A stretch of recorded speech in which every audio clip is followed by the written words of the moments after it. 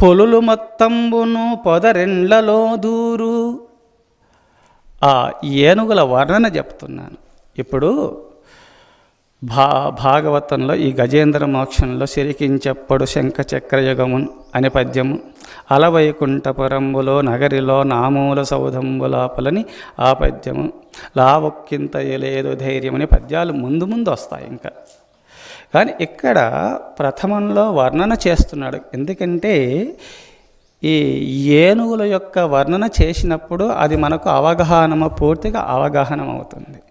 అందుకోసము గజేంద్ర మోక్షం స్టార్ట్ చేసినారు కదా, అది చెప్పతలేరు కదా అని మీరు అనుకోవచ్చు. వచ్చే వారాల్లో ఒక్కొక్క ఘట్టం ఇక్కడ కర్మయోగము, భక్తి యోగము, ఈ జ్ఞానయోగమును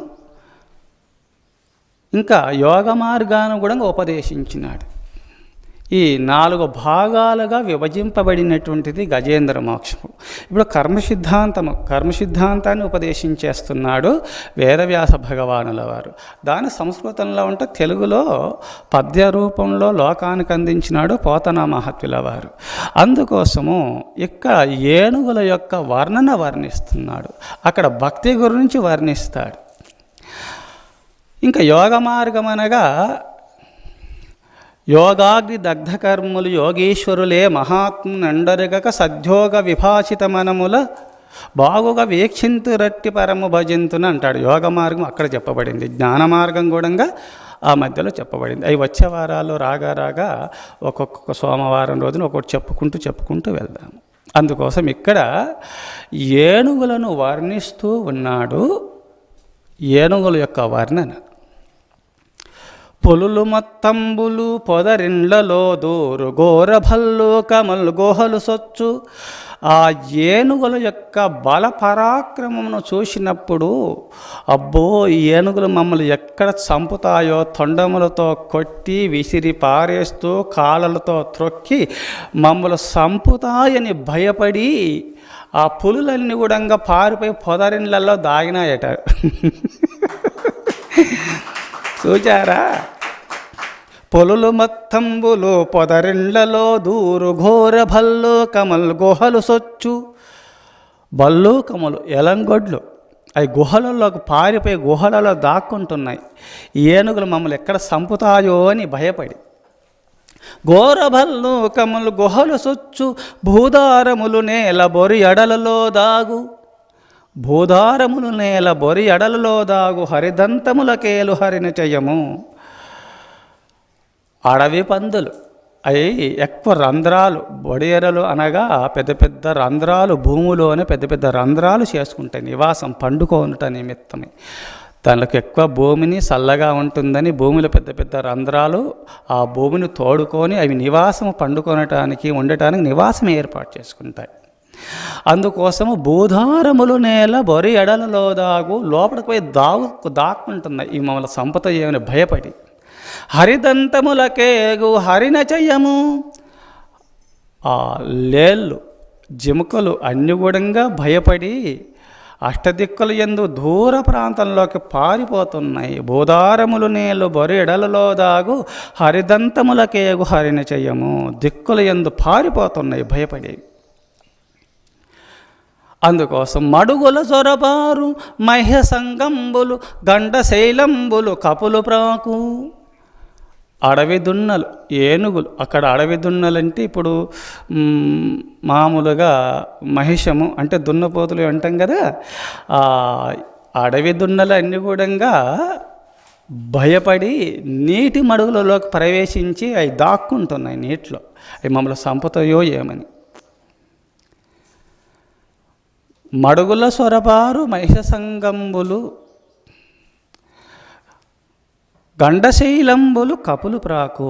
కోతులన్నీ కూడా భయపడి పెద్ద పెద్ద కొండశిలలు ఉన్నాయి కావున పెద్ద పెద్ద ఆ పర్వతానికి పెద్ద పెద్ద కొండలు ఉన్నాయి. ఆ కొండ ఉంది కావున ఆ కొండకు పెద్ద పెద్ద రాళ్ళు ఉన్నాయి. ఆ రాళ్ళు ఎక్కలేవు కదా, మా ప్రాణాన్ని కాపాడుకోసి ఎక్కడున్నా మా వెంపడబడతాయని చెప్పి చెట్లెక్కినప్పటికైనా తొండాలతోని లాగుతాయి. తన యొక్క కుంభస్థలంతో పట్టి ఊపినప్పుడు నెట్టినప్పుడు పడిపోయినప్పుడు మళ్ళీ చంపుతాయని చెప్పి అప్పుడు అవి ఆ ఉపాయం ఆ తెలివితేటలు తెలుసుకొని పెద్ద పెద్ద గండశైలములు, శైలం అంటే రాళ్ళు, కొండని పేరుంది. చిన్న చిన్న కొండలు, పెద్ద పెద్ద రాళ్ళు ఉన్నాయి కావున ఆ పేట్ల పైకి పోయి దాక్కున్నాయి, పైన నిలబడి అరుస్తూ ఉన్నాయి. గండశైలంబులు కబులు ప్రాకు వల్మీకములు చొచ్చువన భుజంగంబులు, వల్మీకములు చొచ్చువన భుజంగంబులు నీలకంఠంబులు నెంగికెగయు. వల్మీకములనగా పాములు.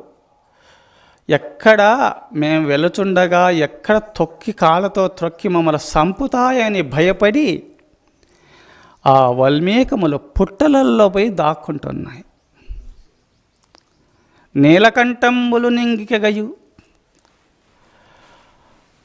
అప్పుడు నీలకంఠాలు కూడా ఆకాశంలో ఎగిరి పారిపోతున్నాయి. నెమళ్ళన్నీ కూడా ఆకాశంలోకి ఎగిరి దూకి వెళ్ళిపోతున్నాయి పైన చిక్కకుంట. వల్మీకములు చొచ్చువన భుజంగంబులు నీలకంఠంబులు నెంగకగయు. వెరచి సమరీ మృగంబులు విసరువాల చామరంబుల విహరణ శ్రమముబాయ.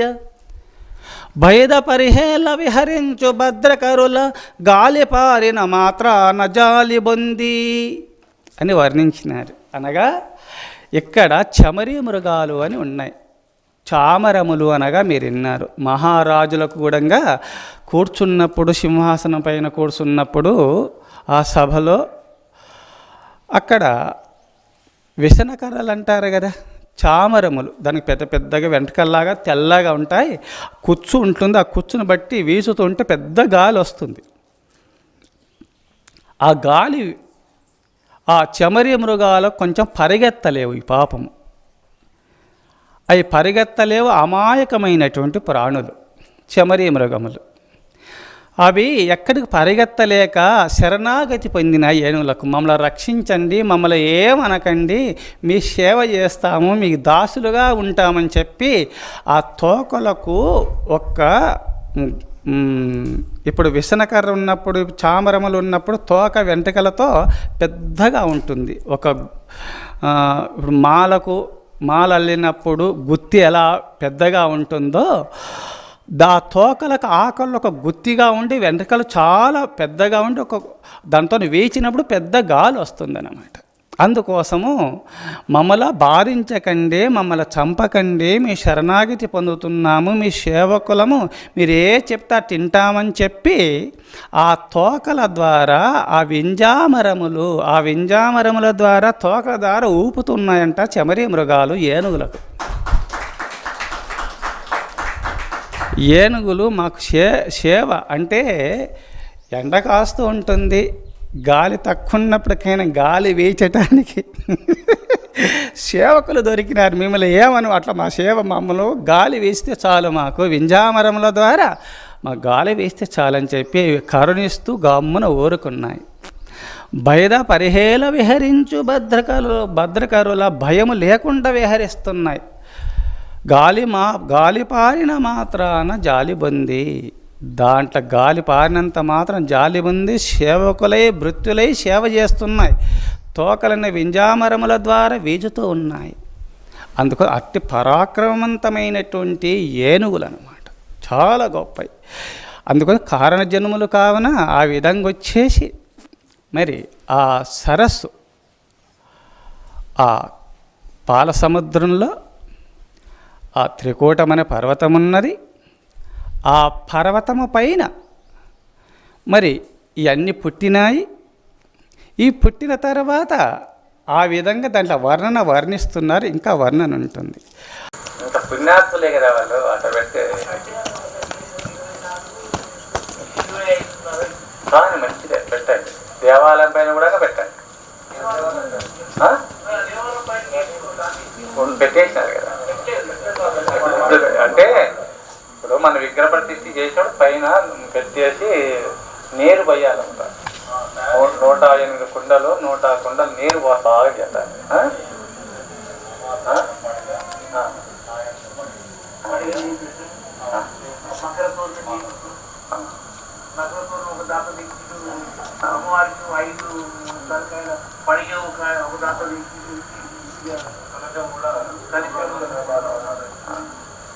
మంచి సంతోషం చేసుకో.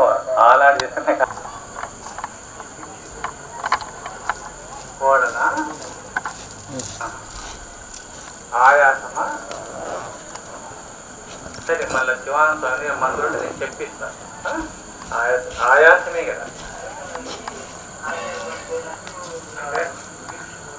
అంటే గాలి ఎక్కువ తీసుకోలేదు కదా, అదేనా? గాలి ఎక్కువ తీసుకోలేదు కదా, సరే మళ్ళీ ఇప్పుడు సమయం లేదు కదా, ముందే ప్రశ్న వేయాలి.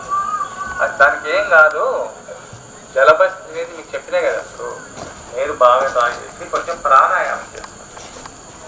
ప్రాణాయామం ఎక్కువ చేసుకొని, ప్రాణాయామం ఇది మీకు తెలుసు కదా, ప్రాణాయామం బాగా చేసుకొని